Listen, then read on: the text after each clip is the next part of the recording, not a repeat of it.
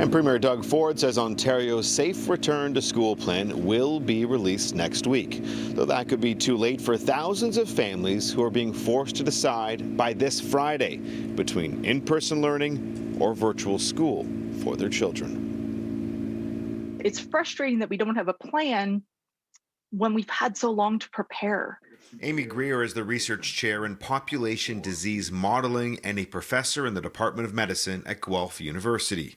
She's also a mother of 2 elementary school children. Why is it that we're waiting to the very last minute to release what should have been something that has been being worked on and iterated on for many, many, many months or even a year? It's a very comprehensive plan, and making sure that we increase the protocols to make sure the 2 million kids that are going back to school are going to be safe.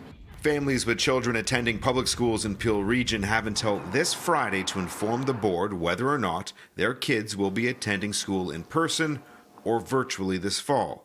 An email to parents states that if you do not submit the survey by this deadline, your child or children will be automatically enrolled in the in-person learning model option.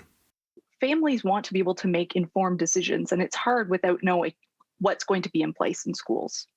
In a statement to CityNews, Peel's Board of Education confirms they have no plans to extend the deadline for the Learning Model Options survey. I think the biggest issue is that releasing the guidance so late, in my opinion, shows just an incredible disrespect for the school boards that are going to have to action this plan. It is so little time for them to plan. This week, Ontario's Medical Officer of Health gave a hint at what might be coming in the plan. For students 12 and up who can get a vaccine, those who become sick but are fully vaccinated, they'll be able to go right back to school after a negative COVID test. Not so for others. If you are not immunized and you've been in contact with a high-risk contact, you'll be off for a minimum of 10 days. You'll have to get 2 tests, one initially and then another around day 7. If that test at day 7 is positive, you're off for another 10 days. We asked Ontario's Minister of Education's office why it's taken so long to make their plan public.